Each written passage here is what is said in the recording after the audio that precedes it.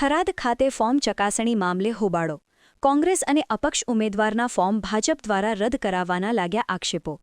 Tharad police દ્વારા કોંગ્રેસ અને અપક્ષના ઉમેદવારોને દબાવવાનો પ્રયાસ કરાતો હોવાના અપક્ષ ઉમેદવારના વકીલે કર્યા આક્ષેપ.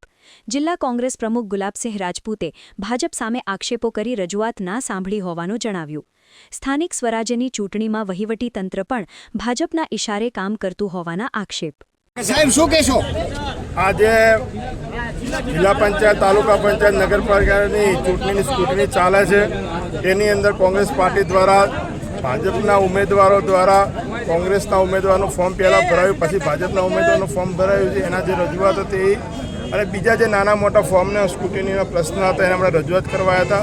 પણ આજનું વાતાવરણ અહીંયા દેખ્યું કે આખા બનાસકાંઠામાં ક્યાંય નહીં, વાવથરાદમાં ક્યાંય નહીં, પણ થરાદની અંદર કોઈ ઉમેદવારને સાંભળવા માંગતા નથી, ઉમેદવારના પ્રતિનિધિઓને સાંભળવા માંગતા નથી કે વકીલને આવવા દેવામાં આવતા.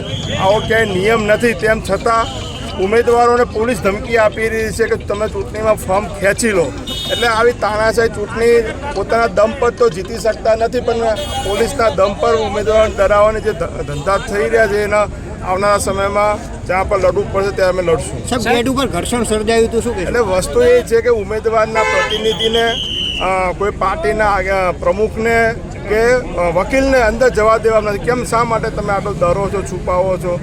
એના લીધે ઘર્ષણ થયું. સાહેબ, ભોરલ સીટ ઉપર કોંગ્રેસે મેન્ડેટ આવ્યું હતું, જોગાજી ભાજપમાં જોડાઈ ગયા છે, ભાજપથી લડી રહ્યા, તેને લઈને શું કહેશો? દેખો, કોંગ્રેસ પાર્ટીના એ આગેવાન હતા, કોંગ્રેસ પાર્ટીના ઉપપ્રમુખ હતા અને એમને કોંગ્રેસ પાર્ટીમાંથી 2 વાગ્યા અને પહેલાં એમને 2 વાગ્યાની આજુબાજુ ફોર્મ ભર્યું છે. એટલે કોંગ્રેસ પાર્ટીએ એમને 2:21 મેન્ડેટ આપેલો છે.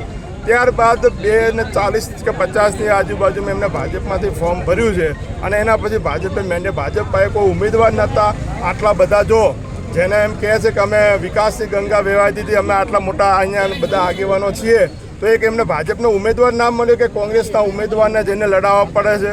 આજે અહીંયા હોય, કાંકરેજમાં હોય, કોંગ્રેસના મજબૂત, ભાજપ પાસે કોઈ નેતાગીરી નથી.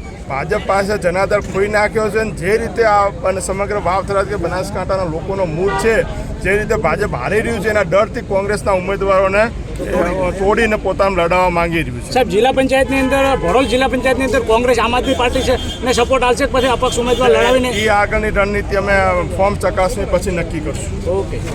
રોલિંગ. આ તારીખ 13/4/2026ના રોજ અમે જાદાભાઈના વકીલ તરીકે ઉમેદવાર તરીકે ભોરલ ચાલ જિલ્લા પંચાયતમાં ઉપસ્થિત થવા માંગતા હતા. એક તો આરઓ સાહેબે અમને જવા ના આપ્યા, અમને અડધો કલાક બહુ હેરાન કર્યા. પછી અમારા પાસે અરજીઓ વધારે લખાવી અને અરજીઓ લખાઈને મેં ગયા.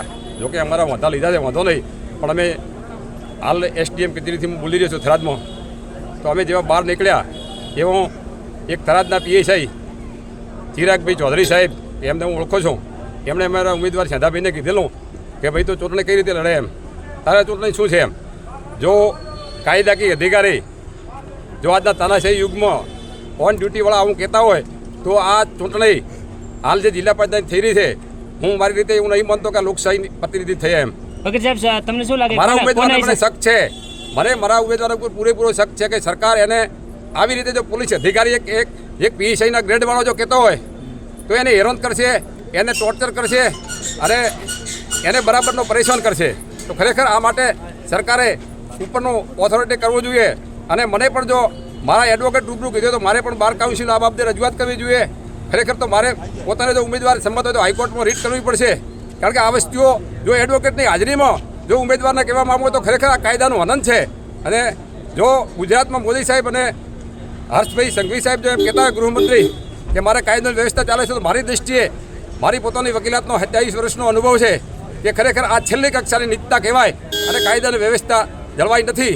એ હું ખુદ માનું છું. એમ કોને ઈશારે થઈ રહ્યું લાગે એ અમને ખ્યાલ ન હોય, કોના ઈશારે થાય છે અમે કહી નહીં શકીએ. ચકાસણી દરમિયાન ફોર્મ રાખવામાં આવ્યું છે અને આ બનાવ હમણાં 5 મિનિટ પહેલો જ બનેલો છે.